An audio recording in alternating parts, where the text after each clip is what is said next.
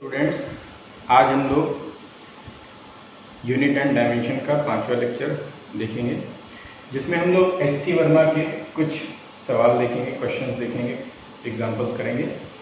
तो शुरू करते हैं इंट्रोडक्शन टू फिजिक्स का जो पहला चैप्टर है एच.सी. वर्मा जी का, उसके हम एग्जांपल्स करते हैं। पहला एग्जांपल है, देखिए, find the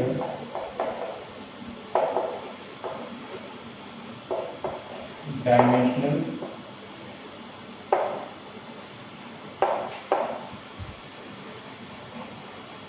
formula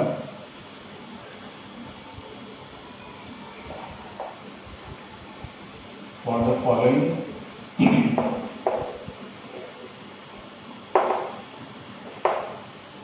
quantities.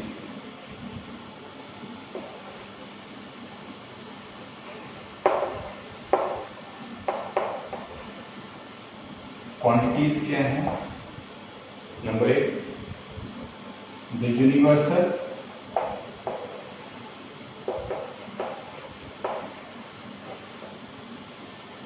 Constant of gravitation,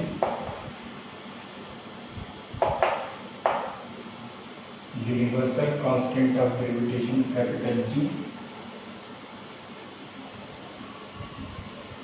B है। The surface tension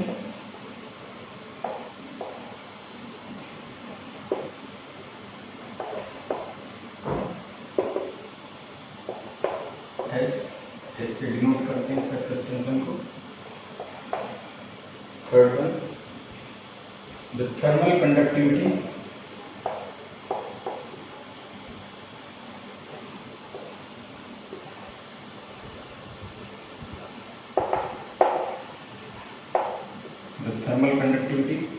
thermal conductivity को जो है हम लोग स्मॉल के से डिनोट करते हैं।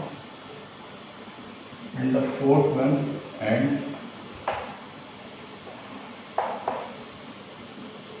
the coefficient of viscosity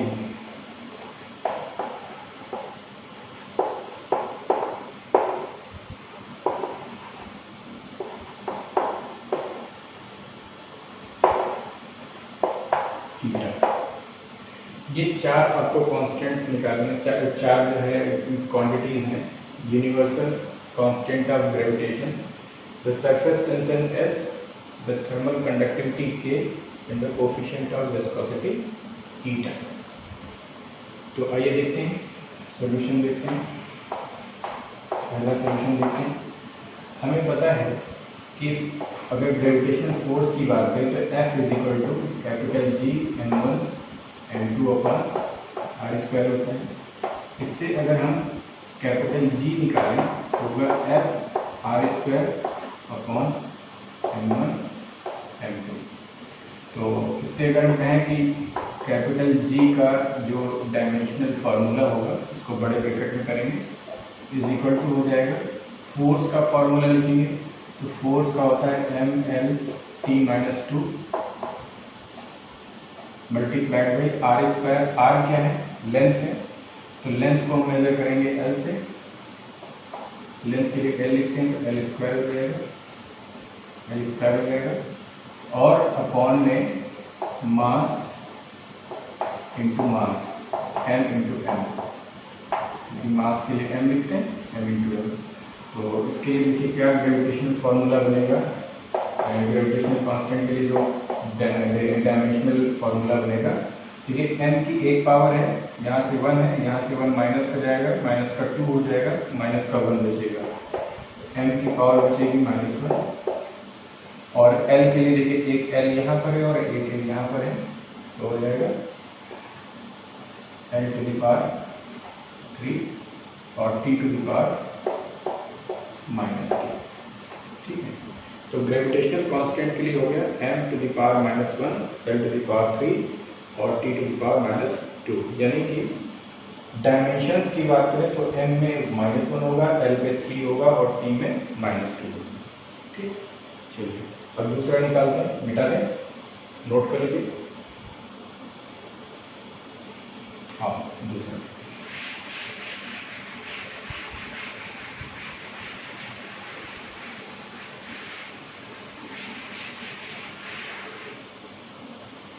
surface tension. देखिए इसके लिए हमारे पास फॉर्मूला क्या है, फॉर्मूला है S इज इक्वल टू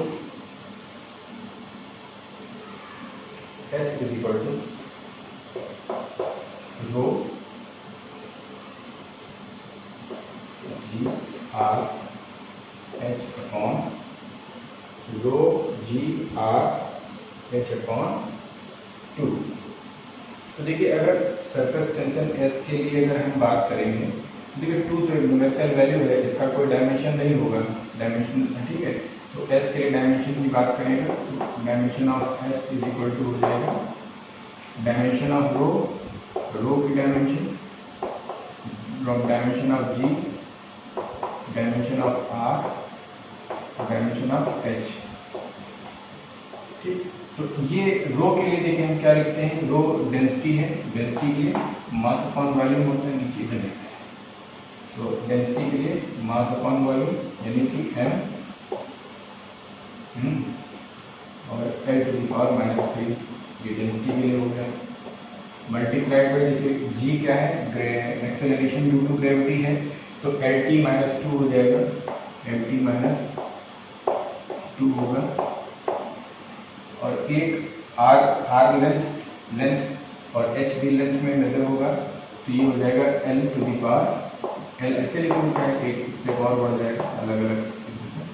तो m की पावर देखिए क्या होगी, यहाँ पर m की पावर होगी 1 और L की पावर -3 1 1 1, तो L टू द पावर 0 हो जाएगी, 3 पावर 1 2 3 पावर यहाँ से आएगी, ये 3 माइनस प्लस 0 हो जाएगा। फिर यहाँ देखिए t है, t to the power -2, t to the power -2, देखिए सही है, ठीक है। m L to the power 0, t to the power -2, ये सरफेस टेंशन के लिए मोस्ट इंपॉर्टेंट फार्मूला है, अक्सर एग्जाम्स में, बोर्ड एग्जाम्स में पूछा जाता है, इसको आप नोट कर लें। चलिए अब तीसरा देखते हैं। तीसरा का है थर्मल कंडक्टिविटी, थर्मल कंडक्टिविटी के। तो थर्मल कंडक्टिविटी निकालने के लिए देखिए हीट का फॉर्मूला क्या होता है, ये सारी चीजें आप आगे चल के अभी पढ़ेंगे, ये सारे फॉर्मूले आप डिराइव करेंगे। अभी यहाँ पर फिर हम लोग डायमेंशंस की बात करें, डायमेंशनल फॉर्मूला की बात करें, तो देखिए Q जो होता है, और C की बात करें तो Q होता है K into theta 2 minus theta 1 into temperature T और upon K A theta 2 minus theta 1 K T into T upon small d, ठीक है। तो इससे अगर हम K को ड्राइव करें तो स्मॉल k क्या हो जाएगा, K इज इक्वल टू हो जाएगा Q into D upon A theta 2 minus theta 1। ये टेम्परेचर है, थीटा यहाँ पर टेम्परेचर है, Q हीट एनर्जी है। तो एनर्जी किसी भी तरीके की हो, चूंकि ये हम लोग डिस्कस कर चुके हैं कि एनर्जी किसी भी तरह की हो, उसके लिए हम लोग mL2T-2 लिखते हैं, ठीक है। और d क्या हो गई, डिस्टेंस हो गई, तो डिस्टेंस लेंथ हो गई, ठीक। तो देखिए क्या बनेगा फॉर्मूला, अगर हम बात करें डायमेंशनल फार्मूला k का क्या बनेगा, k का डायमेंशनल फार्मूला हो जाएगा, q का डायमेंशनल फार्मूला ये mL2T-2 mL2T-2 एनर्जी के लिए, और d लेंथ हो गया, ठीक है। आइए नीचे देखिए a क्या है, a आपका एरिया है, तो एरिया के लिए क्या होगा, एरिया के लिए हो गया, सॉरी यहाँ पर कुछ छूट रहा है, k इक्वल टू ये मल्टीप्लाई होगा t d हो जाएगा, और हाँ t छूट रहा है, सॉरी t छूट रहा है, t लिखते हैं, तो l हो गया, और नीचे देखिए एरिया के लिए l स्क्वायर हो गया, और थीटा 2 माइनस थीटा 1, अगर टेम्परेचर डिफरेंस, ये टेम्परेचर डिफरेंस हो गया, तो टेम्परेचर डिफरेंस तो वो भी केल्विन में होगा। तो देखिए केल्विन में हम क्या करते हैं कि यहाँ पर अभी तक हम लोग एम एल और टी के बारे में मैकेनिक्स की बात कर रहे थे, तो वहाँ पर हम लोग मास के लिए कैपिटल M, लेंथ के लिए कैपिटल L और टाइम के लिए कैपिटल T यूज कर रहे थे। लेकिन हमारे पास जो SI यूनिट में 7 फंडामेंटल क्वांटिटीज हैं, 7 फंडामेंटल उनके यूनिट्स हैं, तो 3 यूनिट तो हमने इस्तेमाल कर ली, 3 यूनिट की जगह पर मास के लिए और लेंथ के लिए और टाइम के लिए। इसी तरह से अगर टेम्परेचर कहीं आता है तो कई किताबों में टेम्परेचर के लिए कहीं कहीं पर तो कैपिटल के का इस्तेमाल करेंगे, हम भी यहाँ पर कैपिटल के का इस्तेमाल करेंगे, क्योंकि कैपिटल के जैसा सिंबल इस्तेमाल किया जाता है, जैसा सिंबल उसका होता है ना SI यूनिट में, वही एज इट इज सिंबल यहाँ पर लिखेंगे।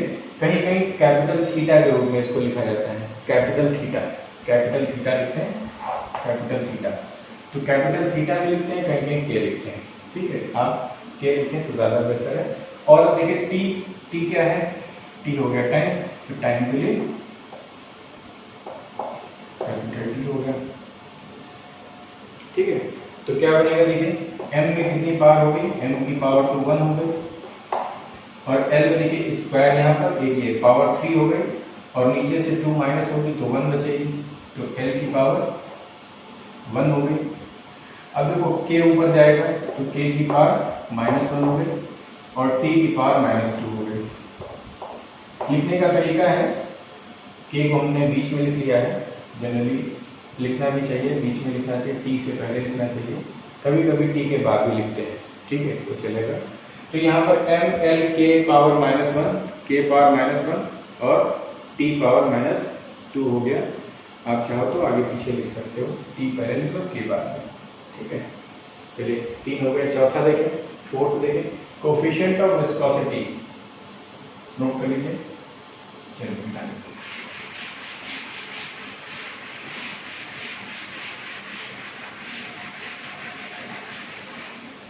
अब कोफिशिएंट ऑफ विस्कोसिटी के लिए निकालते हैं। कोफिशिएंट ऑफ विस्कोसिटी के लिए देखिए क्या है कि जब हम फॉर्मूला लिखते हैं तो फोर्स F जो होता है, F force is equal to minus eta A और velocity gradient into velocity gradient. तो वेलोसिटी ग्रेडियंट में क्या होता है, delta v upon delta x होता है। तो यहाँ पर हम लिख सकते हैं v2 minus v1 upon x2 minus x1। ये सब डिटेल में आप लोग डेरिवेशन अभी करोगे, आप लोग अभी यहाँ पर फॉर्मूला सिर्फ देख लो। कभी कभी फॉर्मूले दे दिए जाते हैं और कभी कभी नहीं भी देते। तो F is equal to minus eta A v2 minus v1 upon x2 minus x1। इससे आप पहले क्या करेंगे, ईटा को डिराइव करेंगे। Eta is equal to minus F into x2 minus x1 upon a v2 minus v1, ठीक है। तो देखिए माइनस का सिंबल है, माइनस का साइन, इससे कोई डायमेंशन का कोई लेना देना नहीं है, तो इसको तो हम हटा दें। तो अब देखिए डायमेंशन ऑफ, अगर हम ईटा कहें तो डायमेंशन ऑफ ईटा की बात करेंगे तो सबसे पहले फोर्स की डायमेंशन आएगी ऊपर। फोर्स की डायमेंशन होती है, हमने कहा था आपको याद कर लीजिए इसको, तो mn t-2 हमेशा याद रखिएगा, इसको बहुत ज़्यादा इस्तेमाल होना है। x2 माइनस x1 लेंथ में इसकी यूनिट आएगी, इसकी डायमेंशन लेंथ में आएगी, तो l हो गई, ठीक है।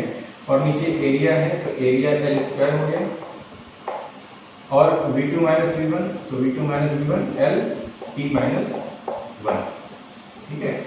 तो स्पीड के लिए या वेलोसिटी के लिए v2 माइनस v1, वेलोसिटी के लिए lt माइनस 1 होता है। अब इसका देखिए क्या निकलेगा, m की पावर 1 रहेगी, m की पावर 1 है, l स्क्वायर हो गया और बटे l स्क्वायर कैंसिल हो गया, l ऊपर जाएगा तो -1, l माइनस 1, t माइनस 1 नीचे, ऊपर प्लस का माइनस का 2 है तो एक ऊपर जाएगा तो माइनस हो जाएगा, तो t माइनस 1, ठीक है। तो -2 + 1 इज इक्वल टू -1, ठीक है। तो m l -1 t -1। तो ये हमारा सवाल था कि डायमेंशनल फार्मूला ज्ञात करना था, निकालना था यूनिवर्सल कांस्टेंट ऑफ ग्रेविटेशन का, सरफेस टेंशन का, थर्मल कंडक्टिविटी और coefficient of viscosity. Most important है बोर्ड एग्जाम्स के लिए, ये अक्सर पूछा जाता है, इनमें से कोई ना कोई एक पूछ लिया जाता है। चलिए अब दूसरा सवाल देखते हैं।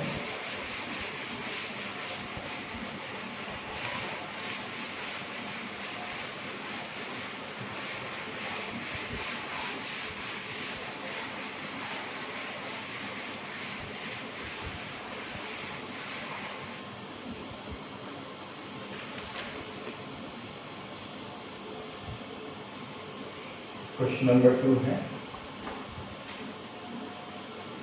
Find the dimensional formula of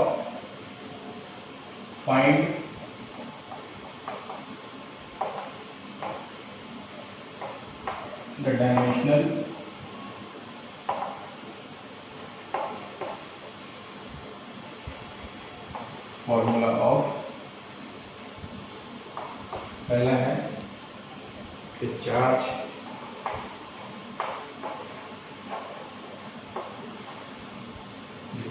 Q, यहाँ पर ध्यान रखिएगा Q का मतलब है चार्ज, पिछले वाले में Q का मतलब था एनर्जी, हीट एनर्जी। दूसरा B पोटेंशियल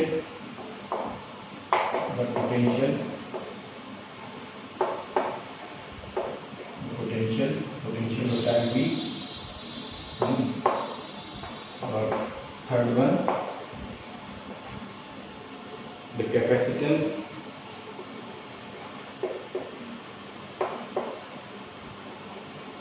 कैपेसिटेंस और number 4 the resistance capital R।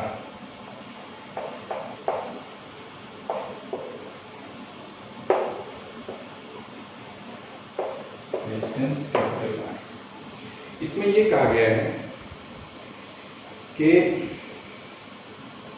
Some of the equation containing these quantities, कुछ इक्वेशन दी गई हैं जिनमें कि ये क्वांटिटीज जो है वो प्रेजेंट हैं। तो some of the equation containing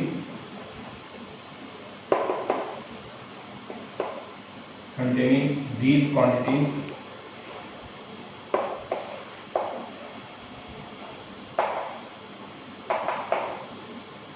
कुछ इक्वेशंस हैं जिनमें कि ये क्वांटिटीज दी हुई हैं।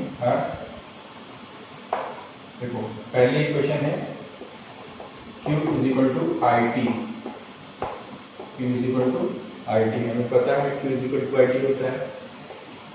Potential energy U is equal to VIT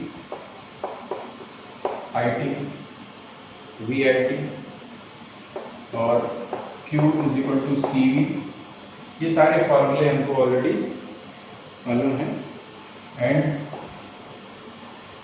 V is equal to RI। चलिए ये इक्वेशंस हैं, ये इक्वेशंस दी हुई हैं और होती भी हैं।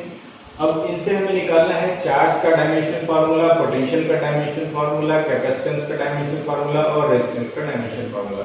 चलिए निकालते हैं। सबसे पहले हम लोग पहला लेते हैं चार्ज के लिए। तो चार्ज के लिए दिया हुआ क्या है, Q is equal to IT दिया हुआ है। तो डायमेंशनल फार्मूला ऑफ Q की बात करेंगे अगर, तो क्या हो जाएगा कि I का डायमेंशनल फार्मूला ऑफ I और डायमेंशनल फार्मूला ऑफ T।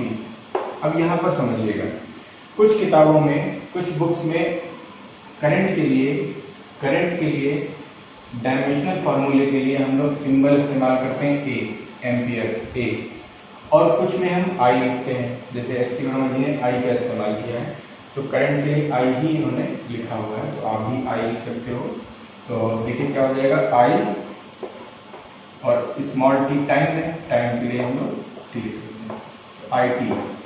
तो चार्ज के लिए जो डायमेंशनल फार्मूला होगा वो IT होगा, ठीक है। अब देखिए दूसरा क्या कहते हैं, पोटेंशियल के लिए फार्मूला दिया हुआ है U is equal to VIT। इससे अगर हम डेराइव कर लें तो V is equal to U upon IT। U क्या है, U एनर्जी है।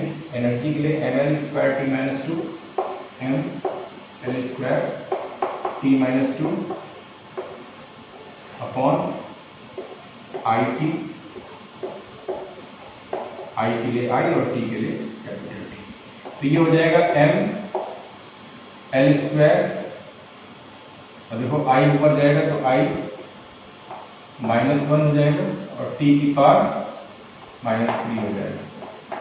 T की पावर -3, अगर -2 यहाँ से जाएगा तो -3 हो जाएगा। तो ये हो गया ml²T-3 आई डैश या I dash T minus 3, I minus 1 और टी माइनस 3। चलिए सी देखते हैं, तीसरा क्या है, द कैपेसिटेंस सी की अगर हम निकालें तो सी देखिए क्या है, सी के लिए हमारे पास Q इज इक्वल टू सी भी दिया, Q इज इक्वल टू सी भी है, इससे अगर हम सी निकालें तो हो जाएगा Q अपॉन V। तो Q के लिए देखिए अभी क्या निकाला, Q के लिए IT होता है तो IT हो जाएगा, और बटे V का क्या हो जाएगा, V अभी निकाला है M L square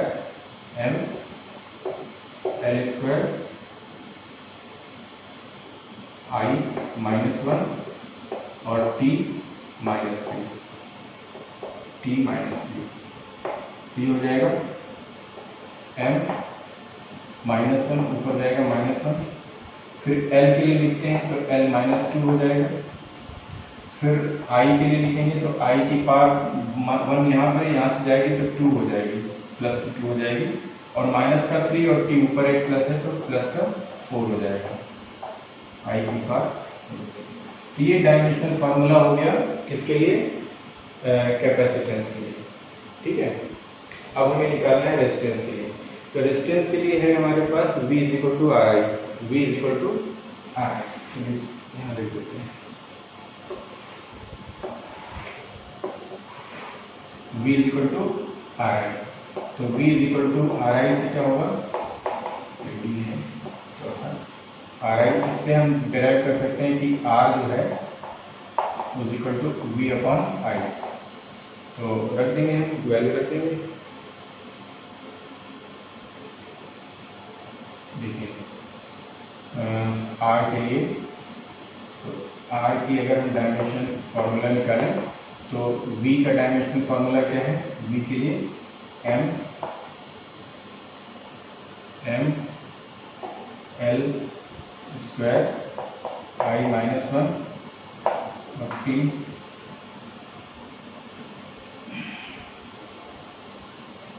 T minus 3,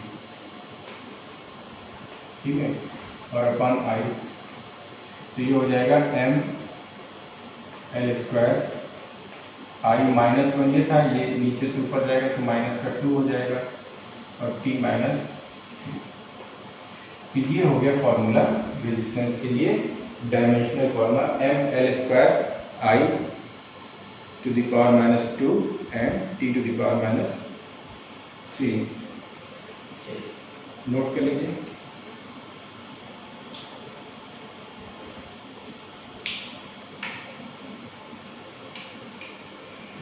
मिटा दें।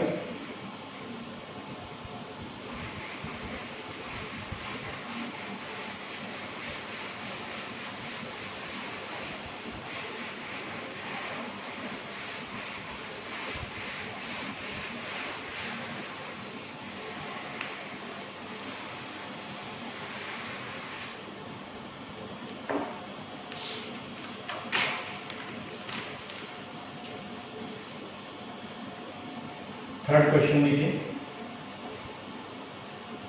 The SI and CGS unit of energy.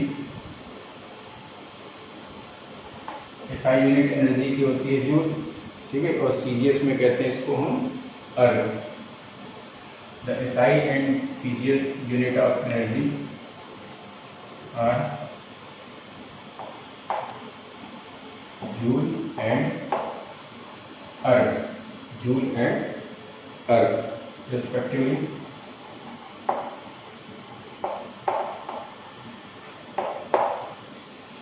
अब कहते हैं कि एक अर्ग में कितने जूल होते हैं, ठीक है, या हम जूल में कितने अर्ग होते हैं ये निकालें। How many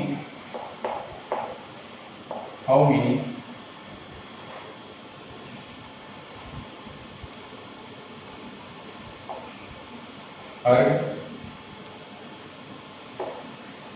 are equal to 1 joule.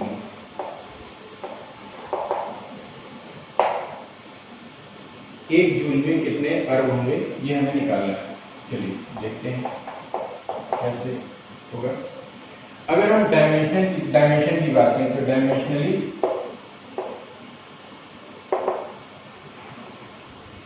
Dimensionally क्या होता है कि एनर्जी जो है, एनर्जी इज इक्वल टू होती है, देखो अगर चाहे तो हम काइनेटिक निकालें, पोटेंशियल निकालें, सबके लिए एनर्जी का डायमेंशनल फार्मूला ऐसा होता है। तो हम काइनेटिक एनर्जी के टर्म में लिखें अगर इसको, तो एनर्जी जो होती है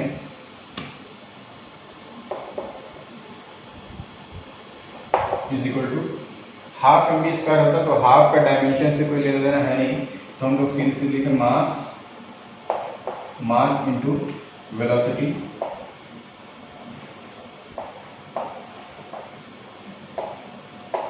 वेलोसिटी का स्क्वायर। ठीक है, तो अगर हम बात करें डायमेंशन की, तो डायमेंशनल फार्मूला जो एनर्जी का होता है, चलो इसको ई से डिनोट कर लेते हैं, एनर्जी ई है, तो इसका डायमेंशनल फार्मूला जो होगा वो हो जाएगा M L square T minus two, M L square T minus two, M L square T minus two. ठीक है, अब देखो अगर हम बात करते हैं कि इसलिए 1 जूल बराबर देखिए क्या होगा, 1 जूल का मतलब क्या है, 1 जूल का मतलब है कि m का मतलब हो गया kilogram, 1 kilogram multiplied by l का मतलब हो गया मीटर का स्क्वायर। देखो ये SI यूनिट में है, तो L जो होता है, L आपका SI यूनिट में L जो है वो मीटर में होगा, M किलोग्राम में होगा और T सेकंड में होगा। तो यहाँ पर मीटर स्क्वायर हो गया और T का मतलब हो गया सेकंड। ठीक है, सेकंड की पावर -2। तो 1 जूल का मतलब हुआ 1 किलोग्राम गुणे 1 मीटर गुणे 1 सेकंड की पावर -2। इसी तरह से अगर हम अर्ग की बात करें तो 1 अर्ग इज इक्वल टू हो जाएगा 1 ग्राम गुणे 1 सेंटीमीटर, 1 सेंटीमीटर स्क्वायर, तो स्क्वायर को लिखते हैं, और इंटू 1 सेकंड की पावर -2। सीजीएस सिस्टम में मास ग्राम में होता है, लेंथ सेंटीमीटर में और टाइम सेकंड में होता है, ऐसे लिख सकते हैं। अब इनको दोनों को डिवाइड कर दें तो 1 joule upon 1 erg is equal to हो जाएगा 1 kilogram into 1 metre square into 1 second to the power -2 upon 1 gram 1 centimetre square और 1 सेकेंड पावर -2। तो ये 1 की पावर चाहे -1 लगाए चाहे 2 लगाए, उससे 1 नहीं आएगा। तो यहाँ पर देखिए 1 किलोग्राम यहाँ ग्राम है, तो ग्राम है तो किलोग्राम को हम ग्राम में कन्वर्ट कर लें तो 1000 ग्राम हो गया 1 किलोग्राम, और मीटर है यहाँ पर सेंटीमीटर, तो उसको सेंटीमीटर में कन्वर्ट कर लें तो 100 centimetre upon 1 gram into 1 centimetre. तो ग्राम से ग्राम कट गया, सेंटीमीटर से सेंटीमीटर कट गया, तो क्या बचेगा 10 to the power 1 2 3 4 5, 10 to the power 5। तो 1 joule is equal to 1 joule जो है 1 joule upon 1 erg is equal to 10 to the power 5 upon 1 मान लें, तो ये हो जाएगा formula 1 joule is equal to 10 to the power 5 erg. 1 joule में 10 की घात 5 अर्ग होते हैं, 1 जूल में 10 की घात 5 अर्ग होते हैं। ठीक है, ये आपको सॉरी गलत हो गया, सॉरी यहाँ पर स्क्वायर है ना, ये वाला स्क्वायर होगा ना सेंटीमीटर स्क्वायर, तो ये स्क्वायर बनेगा। ठीक है, तो ये हो जाएगा 7 10 टू द पावर 7। क्यों हो जाएगा क्योंकि यहाँ पर जो है तो ये 100 इंटू 100 हो जाएगा तो 10 टू द पावर 4 हो जाएगा, 5 6 7 10 टू द पावर 7, तो 1 joule is equal to 10 to the power minus 10 to the power 7 erg होता है। ठीक है, नोट कर लीजिए।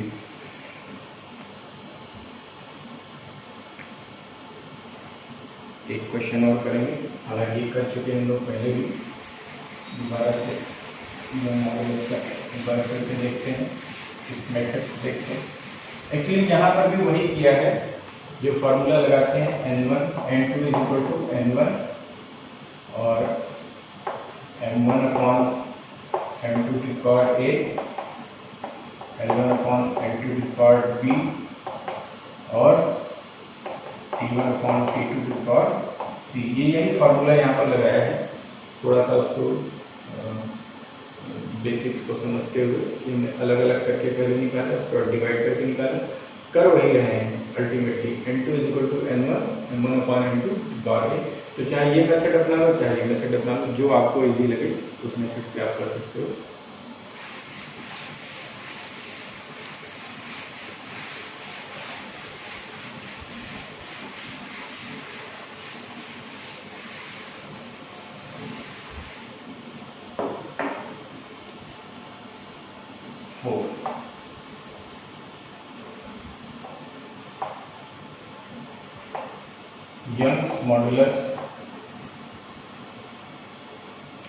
Young's modulus of steel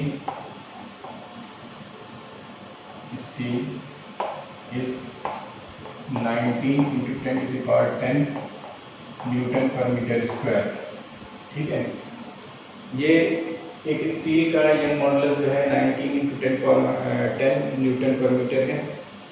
अब इसे हमें एक्सप्रेस करना है, express it in dine per centimetre square. Dine जो है न्यूटन एसआई यूनिट है, न्यूटन एसआई यूनिट है और डाइन सीजीएस यूनिट है। ठीक है, डाइन सीजीएस में हम लोग डाइन का इस्तेमाल करते हैं। हियर लिख लो चाहे, here dyne is CGS unit of force, force का सीजीएस यूनिट है। सॉल्यूशन देखिए,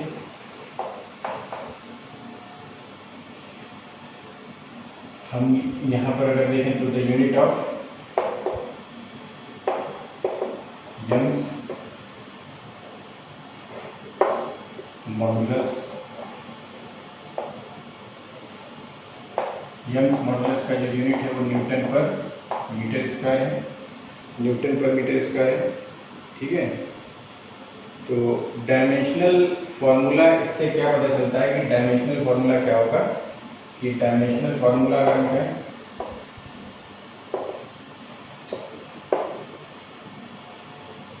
इस यूनिट से पता चलता है कि डायमेंशनल फॉर्मूला कैसा होगा। डायमेंशनल फॉर्मूला ऑफ, है ना, यंग्स मॉडुलस का सीधे से लिखते हैं। डायमेंशनल फॉर्मूला क्या हो जाएगा, इसका हो जाएगा फोर्स अपॉन एम है, मतलब डिस्टेंस है या लेंथ है, कुछ भी कर सकते हो। तो length to the square, length की पावर 2 हो जाएगा। कैसे लिख सकते हो आप, ठीक है, ये डिस्टेंस की पावर 2 लिख सकते हो, जो आपको कन्वीनियंट हो आप लिखो। तो फोर्स अपॉन लेंथ की पावर 2, और इसमें अगर हम बात करें तो इसका डायमेंशनल फार्मूला होता है mL/t-2, अगेन फोर्स। ठीक है, जहाँ जहाँ फोर्स आएगा वहाँ पर आपको याद रखना है mL/t-2 और लेंथ का स्क्वायर L स्क्वायर हो गया। ठीक है, तो ये हो जाएगा, इसका फॉर्मूला बनेगा mL की पावर -1 t की पावर -2, mL की पावर -1 t की पावर -2। तो इससे देखिए क्या है कि अब आप जो है इसमें देखेंगे कि न्यूटन मीटर जो है एसआई यूनिट है। 1 न्यूटन मीटर बराबर क्या होगा, 1 newton metre square. 1 newton metre square लिखें तो क्या होगा कि m फॉर मास हो गया, तो मास हो जाएगा किलोग्राम में, तो 1 किलोग्राम, ठीक है। और l फॉर लेंथ हो गया 1 मीटर की पावर -1, और t की पावर, t मतलब टाइम हो गया 1 सेकेंड, 1 सेकेंड की पावर -2, ठीक है। तो 1 newton metre is equal to 1 kilogram into 1 metre power -1, 1 second power -2 हो गया। और इसी तरह से अगर हम बात करें 1 डाइन क्या होगा, 1 dyne per centimetre square CGS unit है, क्योंकि हम पहले बता दिया गया है कि सीजीएस यूनिट है डाइन पर सेंटीमीटर स्क्वायर। तो ये हो जाएगा 1 gram into 1 centimetre to the power -1 और 1 सेकेंड टू द पावर -2, ठीक है। दोनों को डिवाइड कर दें तो 1 newton per metre square upon 1 dyne per centimetre square is equal to 1 kg multiplied by 1 metre multiplied by 1 second to the power -2, यहाँ -1 होगा, upon 1 gram 1 centimetre to the power -1 और 1 सेकेंड टू द पावर -2। देखिए gram kilogram को ग्राम में convert करेंगे जैसा हम लोग करते आए हैं, तो किलोग्राम को ग्राम में कन्वर्ट कर लीजिए, 1000 हो जाएगा, ये हो जाएगा 1000 gram multiplied by 100 centimetre to the power -1 और 1 second to the power -2 upon 1 gram 1 centimetre to the power -1 और 1 सेकेंड टू द पावर -2। तो यहाँ से देखें तो क्या होगा कि ये तो कट जाएगा, ये तो 1 है, ठीक है, सेंटीमीटर ग्राम कट जाएगा, सेंटीमीटर ग्राम कट गया, 1000 अपॉन 100 आएगा, 1000 अपॉन 100 मतलब 10 हो गया, ठीक है। तो 1 newton per metre upon 1 dyne per centimetre कितना आया, ये आया 10। यानी हम ये कह सकते हैं कि 1 न्यूटन बटे मीटर स्क्वायर होता है वो 10 times 1 dyne per centimetre square होता है, ठीक है। 1 newton per metre square is equal to 10 dyne per centimetre square होता है।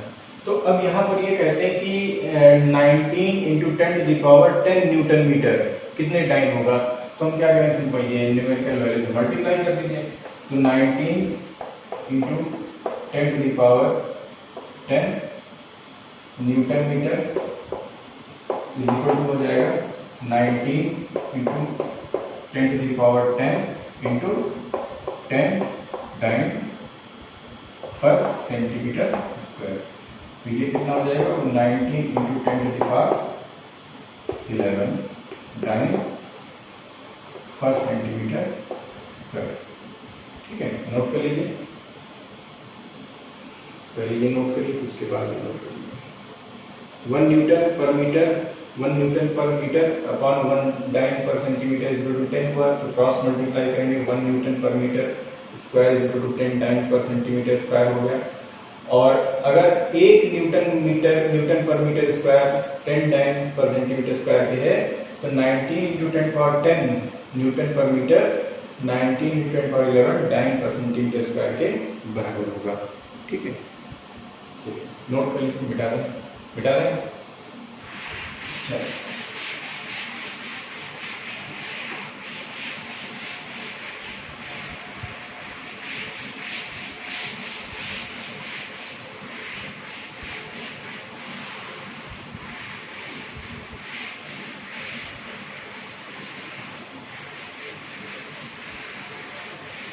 यूनिट कन्वर्जन का ये फार्मूला था, यूनिट कन्वर्जन एग्जाम्पल था, हालांकि हम लोगों ने इसके पहले लेक्चर में, 4th लेक्चर में भी इसको देखा है। चलिए अब हम लोग एक बहुत इंटरेस्टिंग सवाल है, उसको देखते हैं। If velocity time and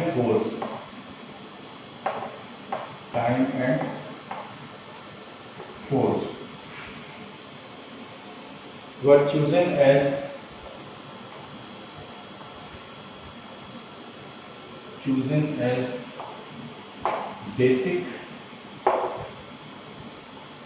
basic quantities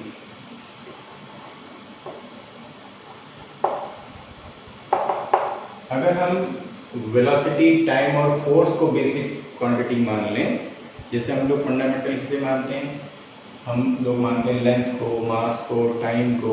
यहाँ पर हम क्या करें, फंडामेंटल अगर वेलोसिटी, टाइम और फोर्स होता तो ठीक है, तो क्या होता है कि हमें क्या करना है कि फाइंड द डायमेंशनल फॉर्मूला या डायमेंशंस कह दो, dimensions, find the dimensions of mass, find the dimensions of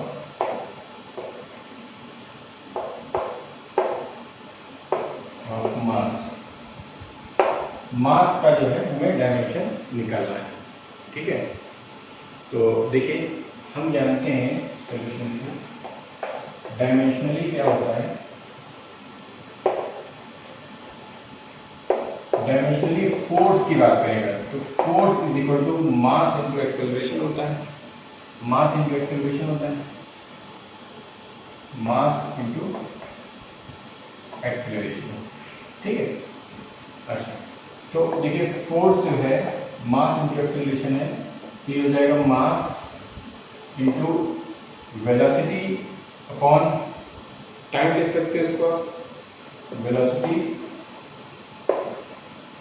upon time, ठीक है। देखिए हमने ऐसा क्यों किया, एक्सेलरेशन को हमने वेलोसिटी और टाइम में क्यों कन्वर्ट किया, क्योंकि हमें यहाँ पर बताया गया है कि वेलोसिटी फंडामेंटल क्वांटिटी है, तो हमें क्या करना है, मास को फोर्स, वेलोसिटी और टाइम के टर्म्स में रिप्रेजेंट करना है, ठीक है।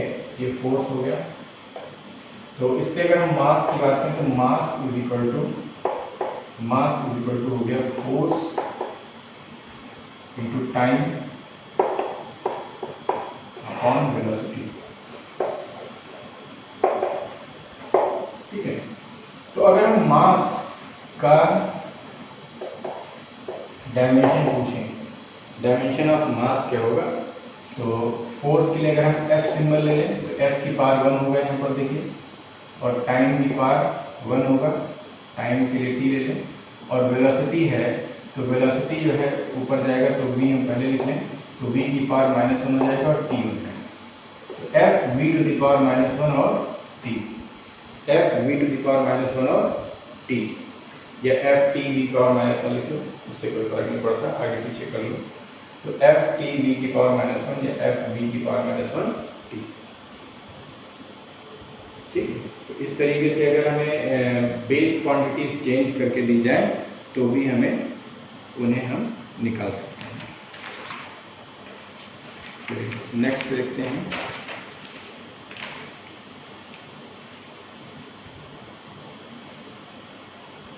करेक्टनेस कैसे चेक करते हैं, कोई इक्वेशन दी है फिजिकल क्वांटिटी तो उसकी करेक्टनेस कैसे चेक करेंगे, उसके लिए एग्जांपल्स हैं।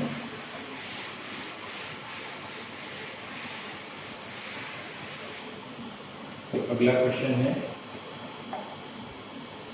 कि टेस्ट डायमेंशनली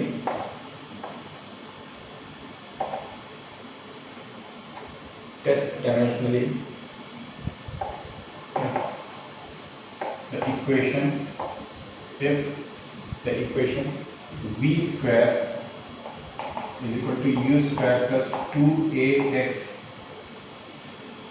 is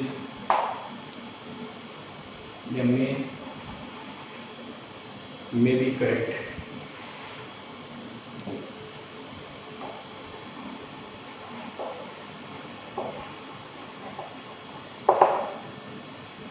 बहुत सिंपल सवाल है, इन्होंने कहा कि ये इक्वेशन डायमेंशनली चेक करिए कि v square equal to u square plus 2ax dimensionally correct है कि नहीं है, अगर करेक्ट है तो बताना है, ठीक। तो अगर हम लोग होमोजेनिटी प्रिंसिपल पे जाएं, प्रिंसिपल ऑफ होमोजेनिटी पे, तो प्रिंसिपल ऑफ होमोजेनिटी कहता है कि लेफ्ट हैंड साइड की डायमेंशंस और राइट हैंड साइड की डायमेंशंस जो है वो एक समान होनी चाहिए। दूसरी बात, राइट हैंड साइड में जितने भी टर्म्स हैं उनकी डायमेंशन एक समान होनी चाहिए। ठीक है, यानी अगर हम थ्योरी पर जाएं तो क्या कहता है होमोजेनिटी प्रिंसिपल, क्या कहता है कि यहाँ पर देखिए 3 टर्म है, देयर आर 3 टर्म्स,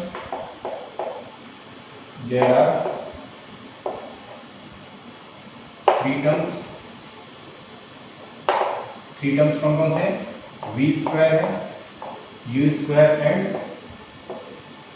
2ax, ये 3 टर्म है यहाँ पर, देयर आर 3 टर्म्स हैं। ठीक है, और the equation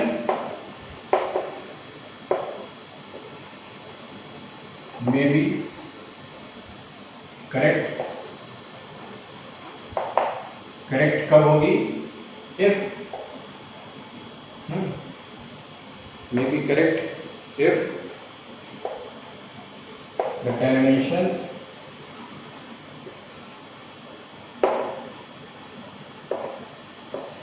dimensions of v square, u square and 2ax, तीनों के dimension v square, u square और 2ax के जो डायमेंशंस हैं, ठीक है, डायमेंशंस ऑफ, ठीक है, ऑल 3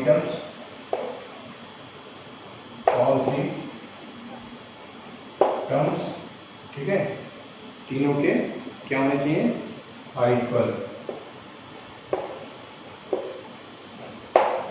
ठीक, तो there are 3 terms v square, u square and 2x, the equation में be correct if the dimensions of v square, u square and 2ax, that is all 3 terms are equal. ठीक है, तो check करते हैं, चलिए, कि डायमेंशन ऑफ वी स्क्वायर का dimension देखें तो क्या होगा, वी स्क्वायर के डायमेंशन का मतलब है एल टी माइनस 1 की पावर 2, यानी L square T to the power minus 2, ये डायमेंशन ऑफ वी स्क्वायर हो गई, वेलोसिटी है। u स्क्वायर की जो डायमेंशन है वो क्या है, u एक इनिशियल वेलोसिटी है, तो वेलोसिटी का ही डायमेंशन होगा एल टी माइनस 1 होगा, और इसका स्क्वायर करेंगे तो एल स्क्वायर टी माइनस 2 होगा, एल स्क्वायर टी माइनस 2 होगा। इसी तरह से 2ax देखें तो 2ax, dimension of 2ax is equal to क्या हो जाएगा, देखो 2 की कोई डायमेंशन नहीं होती, तो हम इसमें कह सकते हैं dimension of a multiplied by dimension of x कर सकते हैं। ठीक है, तो डायमेंशन ऑफ a क्या होता है, एल टी माइनस 2 होता है,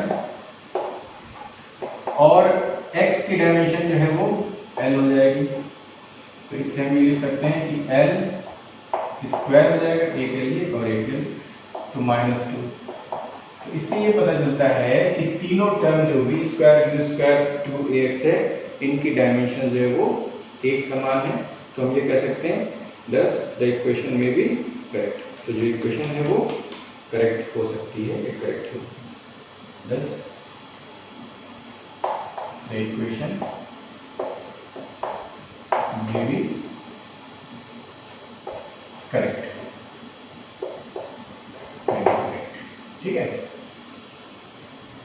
तो क्या क्या तीनों की डायमेंशंस निकाल ली, और तीनों की डायमेंशन निकाल करके हमने दिखा दिया कि जो LHS है, LHS की डायमेंशन और RHS के दोनों टर्म की डायमेंशन सब एक जैसी है, एक बराबर है, ठीक है।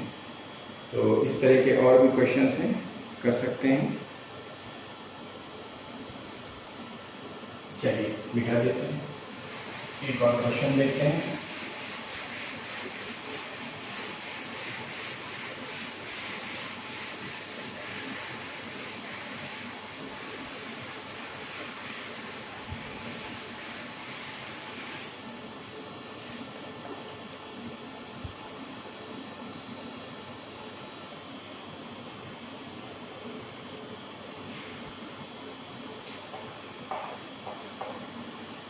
The distance traveled by a particle in time t, t समय में किसी पार्टिकल के द्वारा चली गई दूरी, ठीक है। अगर x है is given bye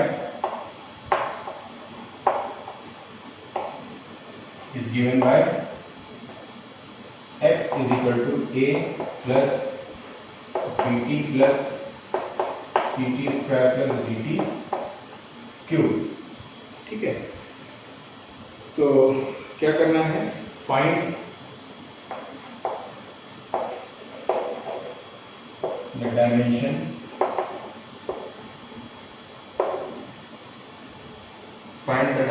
of A, B, C and D।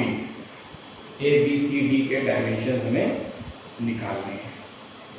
एक पार्टिकल है जो कि t टाइम में x डिस्टेंस ट्रेवल करता है और उसका जो इक्वेशन आता है x equal to a plus B T plus C T square plus D T cube आता है। तो अब इसमें जो a, b, c, d है इनके हमें डायमेंशंस निकालने हैं, क्या होंगे। तो देखिए प्रिंसिपल ऑफ होमोजेनिटी के हिसाब से क्या है कि जो x का डायमेंशन होगा, इसमें देखिए राइट हैंड साइड में 4 टर्म है, चारों टर्म की डायमेंशंस एक समान होनी चाहिए, बराबर होनी चाहिए, सेम होनी चाहिए और वो डायमेंशन x की डायमेंशन के सेम होनी चाहिए। अब x क्या है, डिस्टेंस है, तो डिस्टेंस है तो x की जो डायमेंशन होगी वो लेंथ में होगी, x की डायमेंशन किस में होगी, लेंथ में होगी, ठीक है। तो हम ये लिख सकते हैं, सॉल्यूशन लिखते हैं, द गिवन इक्वेशन लिख लो contains containing 1 2 3 4 terms in right hand side में 4 टर्म है, ठीक है। या हम ये कह सकते हैं कि टोटल अगर इक्वेशन की बात करें तो equation containing 5 terms, right hand side लिखने की जरूरत नहीं होगी, 5 टर्म्स हैं पूरी इक्वेशन में, ठीक है। तो the equation containing 5 terms, all of these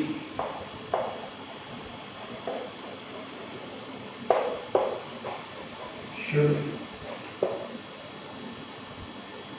देखो सभी की डायमेंशन क्या होनी चाहिए, सबकी डायमेंशन सेम होनी चाहिए, तो should have the same dimensions,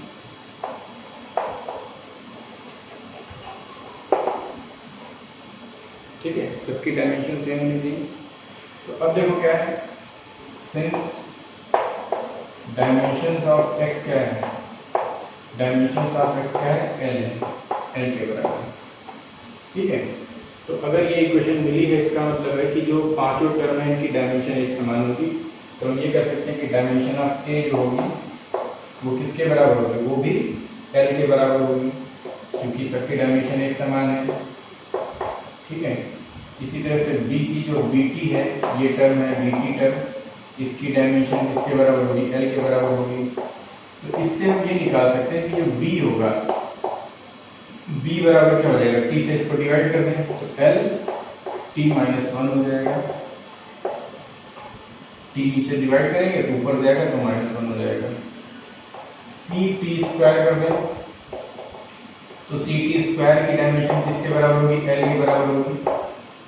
इससे अगर हम देखें तो सी इज इक्वल टू हो जाएगा एल टी माइनस 2, क्योंकि टी स्क्वायर नीचे डिवाइड होगा और उसको हम ऐसे लिख सकते हैं। सिमिलरली डी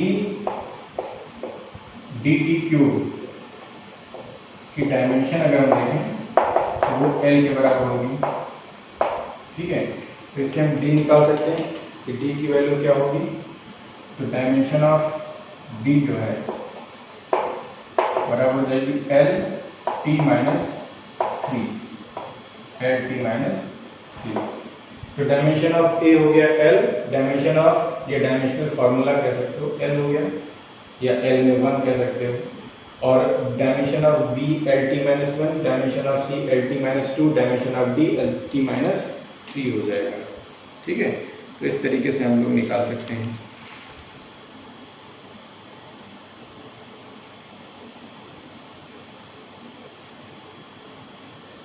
चलिए मिटा दें, नोट कर लिया।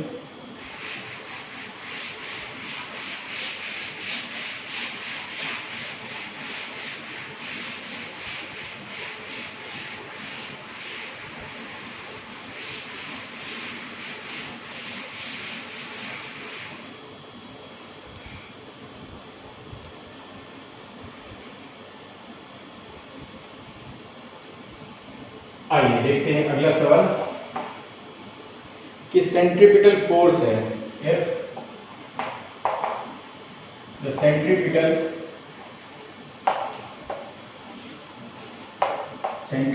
Force, if the centripetal force, अभिकेंद्र बल जिसको बोलते हो,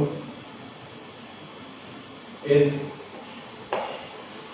of the form of m to the power a, b to the power b और r to the power c। अगर एक सेंट्रीपिटल फोर्स है वो इस फॉर्म में दिया गया है, ठीक है, तो फाइंड द वैल्यूज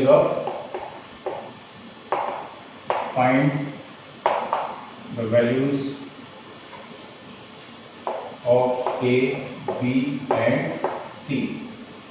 एक सेंट्रीपिटल फोर्स है जो कि m to the power a, b to the power b और r to the power c के फॉर्म में है, तो a b c की वैल्यूज ज्ञात करें। डायमेंशनली फोर्स क्या होता है, सॉल्यूशन देखें।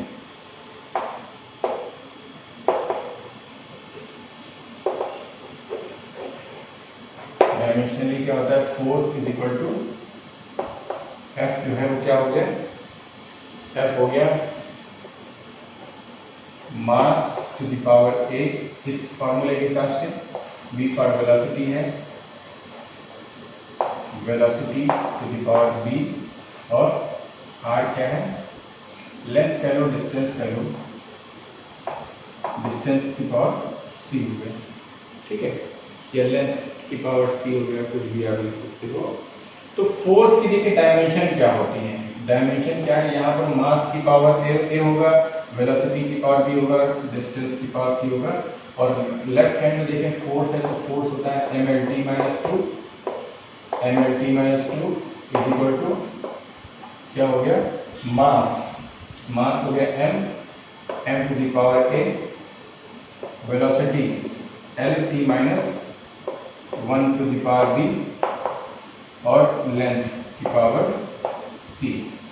तो इससे देखिए क्या निकलेगा, m की पावर a और l की पावर कितनी हो गई, b प्लस c, l की पावर b प्लस c होगी, ठीक है, और t की पावर कितनी हो गई, माइनस b, 1 से गुणा करेंगे, माइनस 1 से b होगी। अब चूंकि हमें ये पता है कि इक्वेशन जो है डायमेंशनली करेक्ट है, तो इनको हम क्या करें कि जो इनके एक्सपोनेंट्स हैं उनको हम इक्वेट कर देंगे, इक्वेटिंग द एक्सपोनेंट्स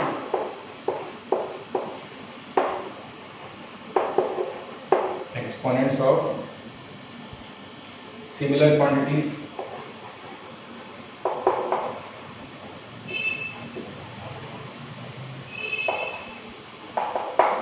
एक समान क्वांटिटीज के जो एक्सपोनेंट्स हैं उनको हम लोग कंपेयर कर देते हैं या इक्वेट कर दें, ठीक है। तो देखें m जो है वो m यहाँ पर है, m यहाँ पर भी है, इसकी पावर 1 है, तो a इज इक्वल टू 1 हो गया, ठीक है। दूसरा यहाँ पर l है, यहाँ पर l है, और b plus c is equal to 1 हो जाएगा। अब यहाँ पर देखें तो minus b is equal to minus 2 हो गया। इससे क्या पता चला कि b इज इक्वल टू 2 हो गया, b इज इक्वल टू 2 हो गया, और a इज इक्वल टू 1 हो गया, ठीक है। अब b की वैल्यू यहाँ पर रखें, b की वैल्यू यहाँ पर रखें, तो c इज इक्वल टू 2 इधर से जाएगा तो minus 1, c is equal to minus 1, c is equal to minus 1। ये तीनों वैल्यू फाइंड हो गई। तो फार्मूला क्या बनेगा, कि f इज इक्वल टू इसमें वैल्यू रख दो, तो m की पावर 1 हो गया, और v की पावर वेलोसिटी v की पावर वेलोसिटी जो है v की पावर कितनी आ रही है, 2 आ रही है, v/2, और यहाँ पर जो r है उसकी पावर कितनी आ रही है, -1, तो -1 इसका मतलब नीचे रहेगा, तो ये हो जाएगा mv²/r, F = mv²/r, ये फॉर्मूला निकल गया। ठीक है, नोट कर लीजिए।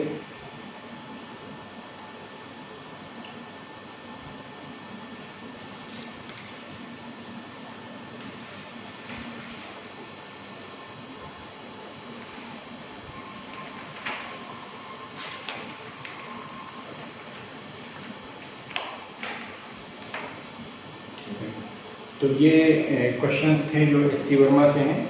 कुछ और क्वेश्चंस लेकर के हम नेक्स्ट वीडियो में मिलेंगे आपसे। Thank you.